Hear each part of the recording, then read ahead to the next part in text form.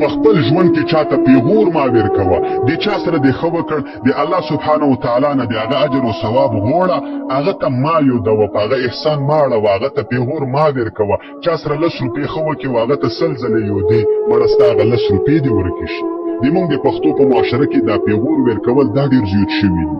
حالانکه رسول الله علیه السلام فرمایي من غیر اخاه بذنب چا چې یو مسلمان ورور ته پیغور ورکو یو مجلس کې هغه وشرمولو یا یې په غریبۍ پیغور ورکو چې ای د غریب سړي زویه ای غریبه تا سره کور کې د وړو روپۍ نه وي ما درته روپۍ درکړې کور ته دې وړه راوړل